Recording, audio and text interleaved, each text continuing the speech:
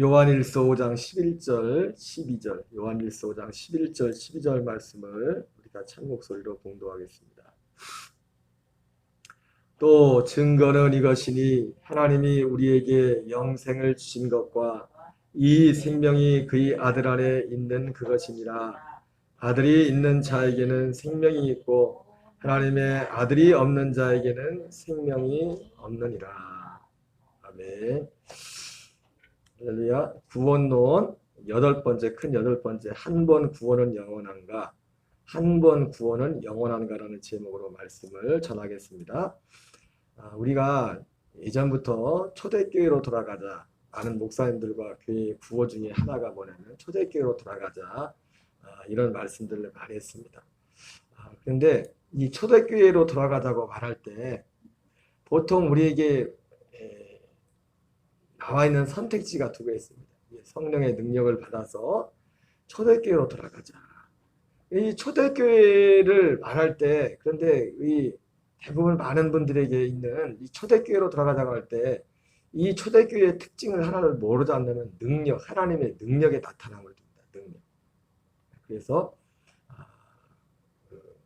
여러 가지 예수님이 이 땅에 육체로 계실 때 병자를 고치고 그런 초자연적인 역사들을 많이 했지 않습니까?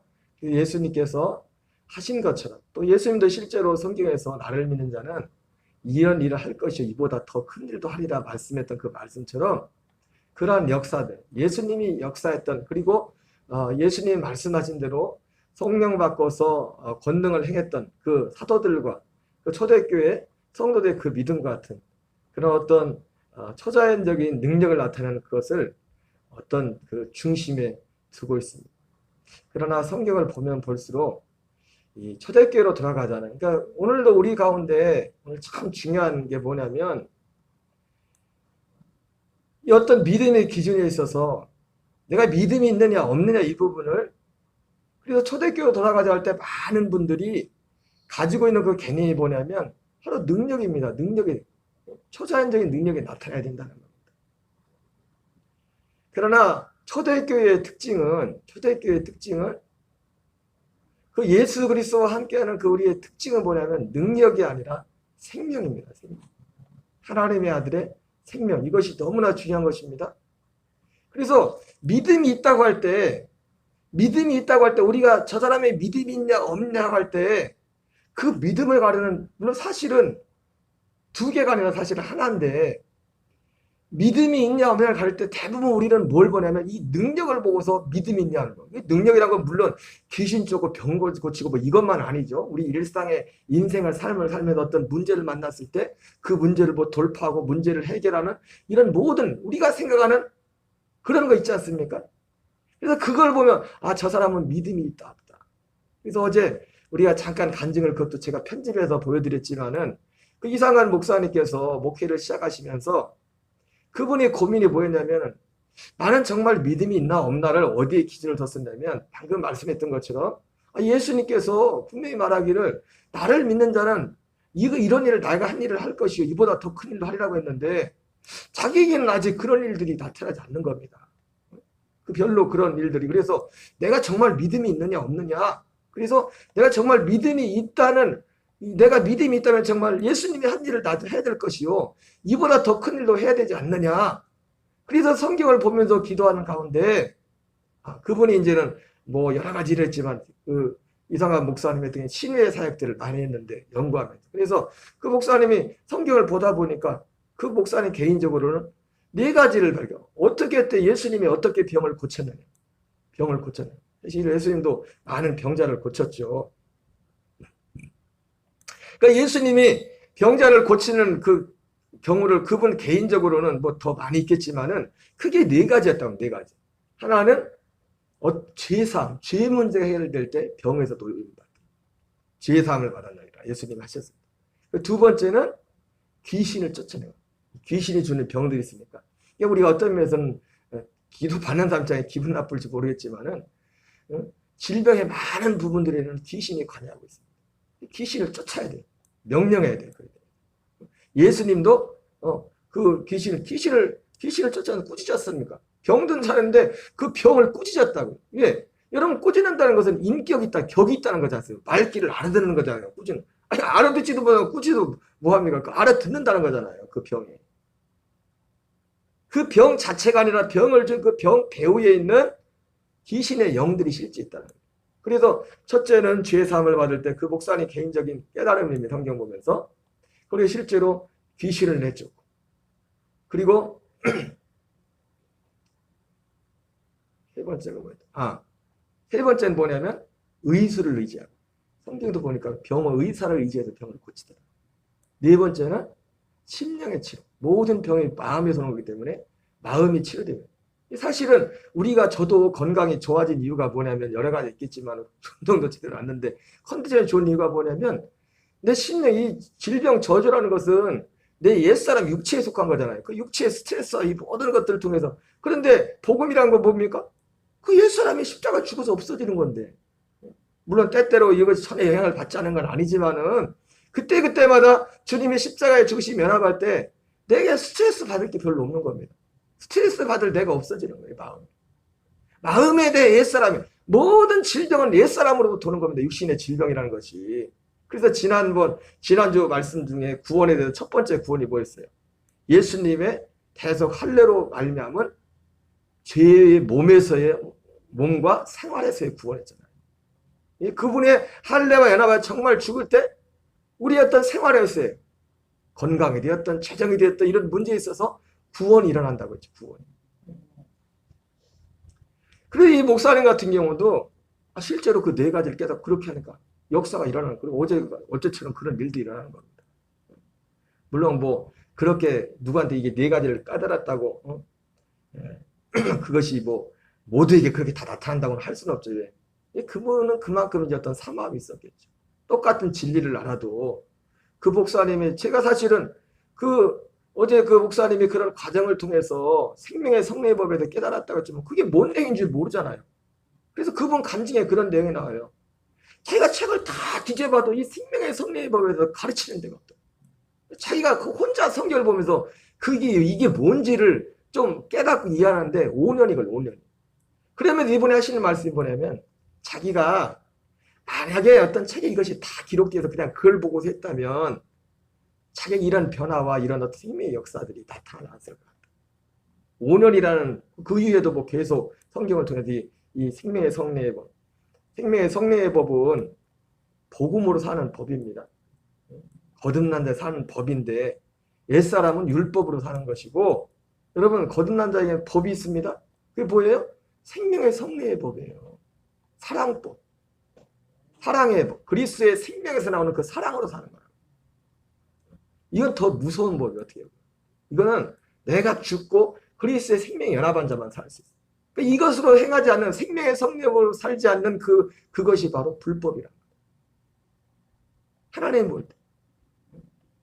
율법으로 살면 다 그 율법대로 심판을 받아야 돼요. 왜? 열을 지키다가 열의 9을 지키다 하나만 보면도 그 하나 때문에 심판을 받거든요. 아무리 여러분 정말 법을 지켜서 산다고 하는 사람이 딱 하나 법을 어겼어.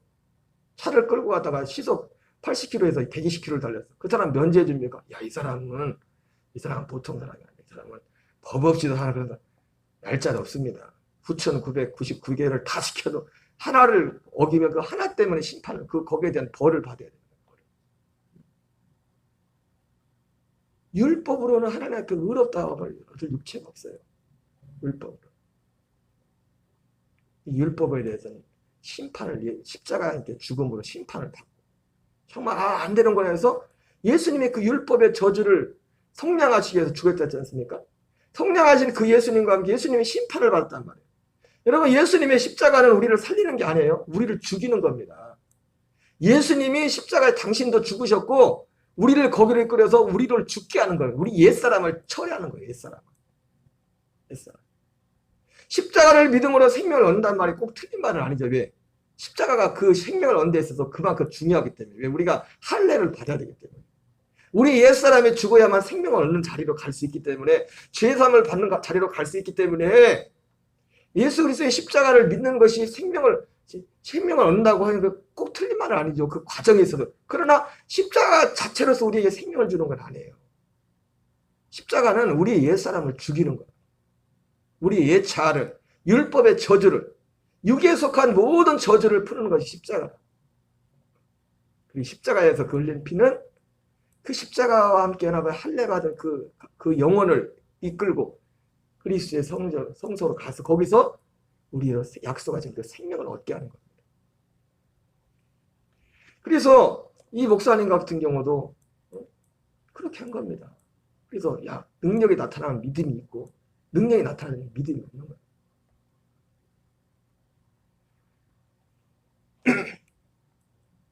그러나 성경이 밝히 말하는 초대교회의 특징. 그래서 싸움이 두 가지 싸움이에요. 능력이냐 생명이냐. 그런데요. 능력이 나타나도 생명이 없을 수 있어요. 그러나 생명에는 반드시 능력은 따라오게 돼 있어요. 물론 능력의 정도는 다르겠죠. 그리고 그 능력이 사실 별로 중요하지 않아요. 왜? 생명 자체가 능력이기 때문에. 생명 자체가. 사도 바울을 보세요. 사도 바울. 그래서 여기 분명히 말하죠. 증거는 이것이니 하나님의 우리에게 영생을 주신 것. 이 생명이 그의 아들 안에 있는 그것입니다. 내가 믿음이 있냐 없냐? 믿음이 있냐 없냐의 특징, 증거가 뭐라고요? 생명이라는 겁니다. 능력이 아니라.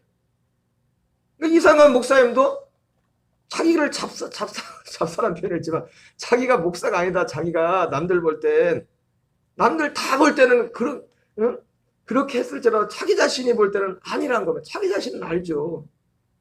자기 자신은 안다는 거예요. 그게 뭐예요? 능력의 문제가 아니라 무슨 문제였어요? 생명의 문제, 생명의 문제. 처음에는 그분이 생각할 때 능력이 예수님 같은 이 능력을 행하지 않으면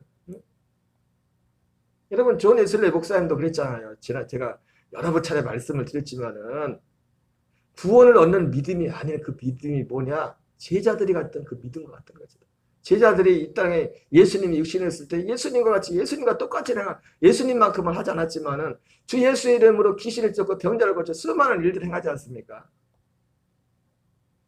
예수님께서 성경에서 복음서에서 너희들이 믿음이 없다 할 때 이런 믿음들에 대한 이런 사실 복음서에 나오는 그런 믿음들은 대부분 어떤 믿음? 여기에 대한 믿음이었어요. 믿음이 없고 폐하만 했어요. 믿지 못하는 이런 말을 했을 때는 이 생명에 관한 말씀도 아니었고 사실 어떤 말씀이었어요? 이런 어떤 능력이 나타나 통치하는 거기에 대한 믿음. 그러나 여러분 이 믿음도 중요하다고 했어요. 왜? 이 믿음이 없으면 이걸 믿을 수도 없어요. 생명. 어쨌든 그 목사님도 보면 순서가 능력부터 하다. 능력이 나타나. 근데 믿음, 그게 능력이 나타나면 믿음인 줄 알았는데 그게 안에 뭐 있어요? 생명이 나타나. 진짜 믿음은 생명이 나타나야 되고 그 생명 안에서 능력은 때를 따라서 그 생명이 자라는 만큼 또 하나님이 주시는 은사를 따라서 능력이 나타나는 겁니다. 그래서 저도 그랬지만은 여기에 대해서 충분히 숙지하지 못했을 때는 이런 세미나를 가면 목사님들도 그 목사님 세미나 제가 편집하자는 내용 중에 그런 내용이 나오는데 목사님들이 제가 아까 4가지 얘기했지만 집회 끝나면 제일 먼저 물어본대요. 그것 좀 다시 얘기해 달라고. 어떻게 해야 병자를 고칠 수 있냐. 목사님들도 관심이 능력을 나타내는데 거기밖에 관심이 없는 관심. 그렇게 듣고도.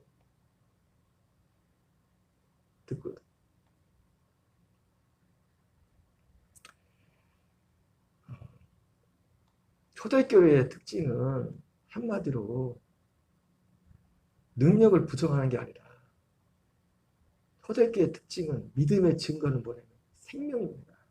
그 아들의 생명. 근데 이 아들의 생명에 대해서도 이 복음을 설명하지 알지 못하니까 생명에 대해서 할 말이 없는 겁니다. 그냥 예수님 십자가 믿으면 예수님 날려 죽으셨어요. 이거 믿으면 그냥 생명을 얻는다. 하니까 생명을 얻는다.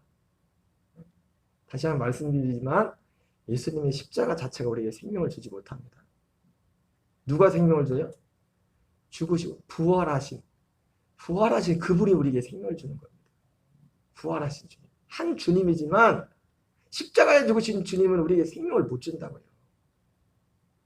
십자가에 주신 예수님 우리를 죽이는 역할을 합니다. 우리 십자가에서 우리 옛사람을, 옛 자아를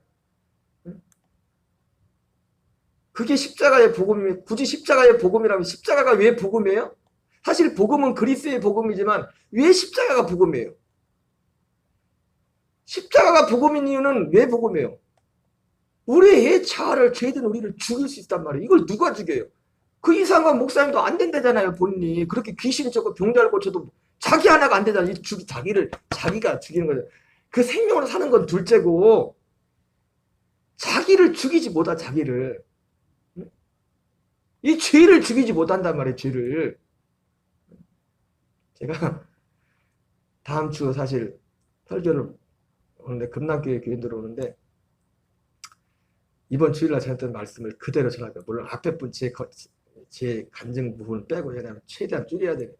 그런 거 아니야, 해야 되는데, 이제는 설교가 생소할 것 같아서,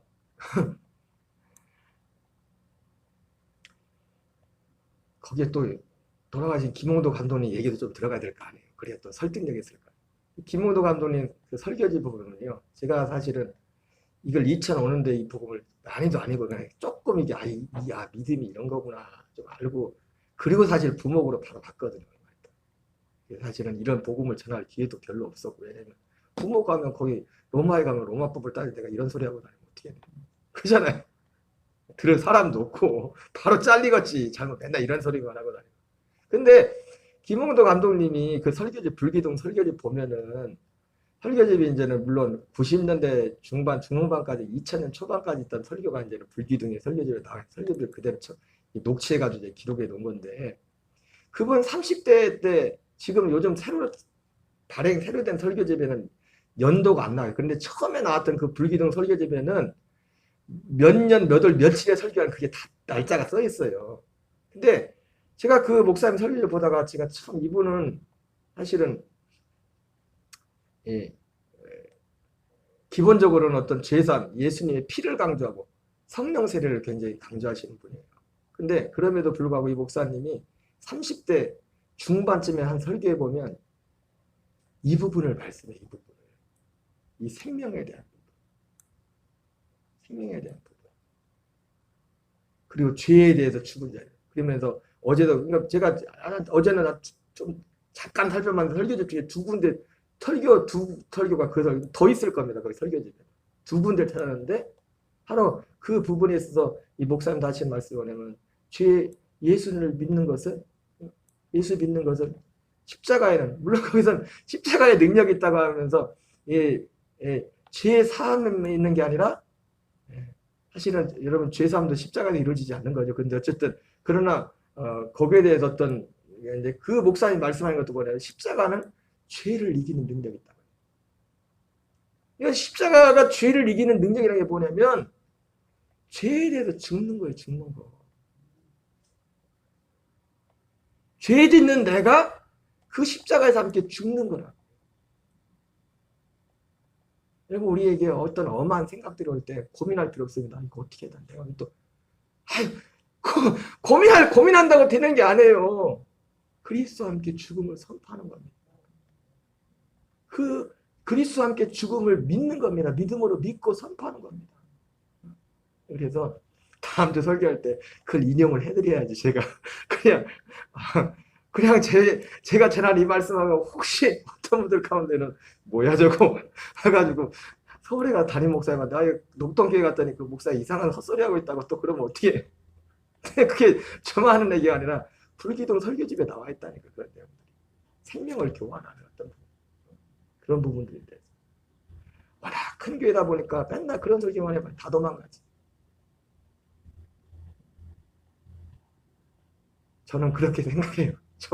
저는 비교할 수 없는 얼마나 훌륭한 목사님, 큰 목사님이십니다. 그래서 초대교회의 특징은 능력이 아니라 생명이라고 해요. 생명. 성령의 나타남도, 그러니까 우리가 말하는, 요즘 저는 한 번도 안 가봤지만 신사도 운동이라는, 이건 우리나라에서 얘기한 게 아니라 이제 미국이나 이제 남미 쪽에서 일어나는 신사도 운동이라는 그런 운동이 있는데, 자기들 사도들, 그 사람들이 신사도 운동의 특징이 뭐냐면 능력 행하는 거예요. 능력 행하는. 자기들이 사도들의 계보를, 이 말씀에 뭐가 있습니까? 초대교회 특징은 그 사람들 뭐로 보고 있는 거예요? 능력으로 보고, 능력. 근데 아니잖아요. 누가 증명해 줬습니까?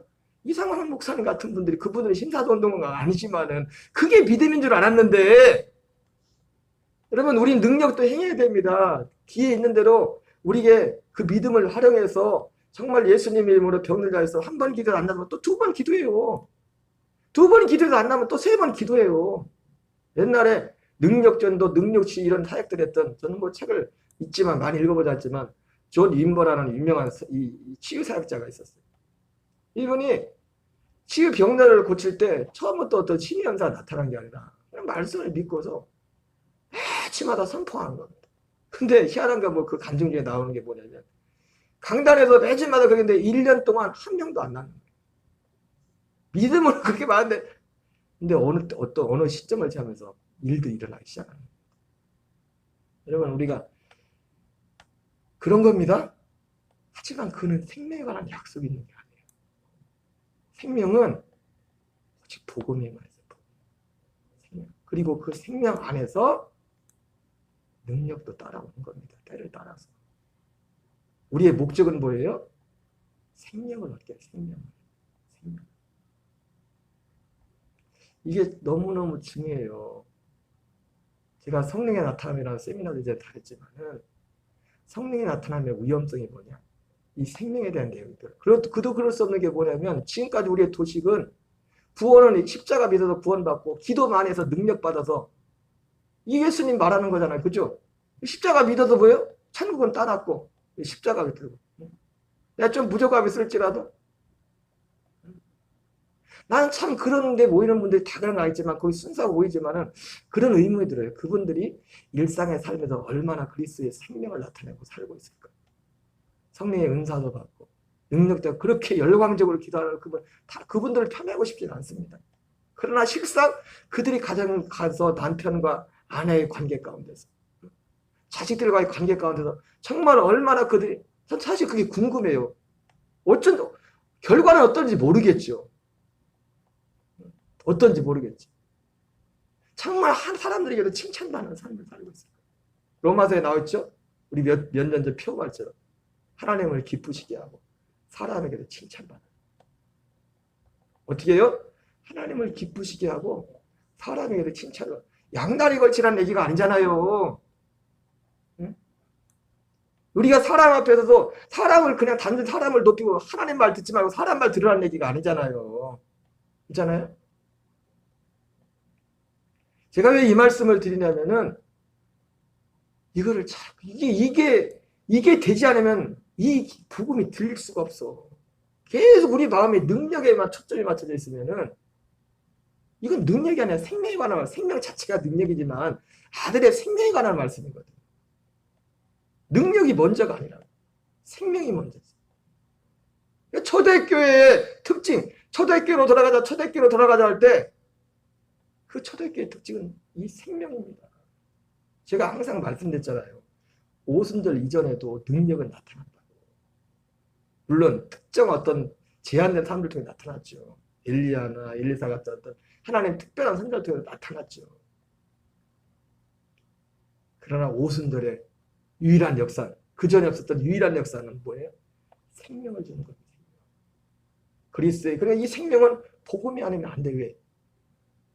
십자가를 통해서 죽어야 되기 때문에.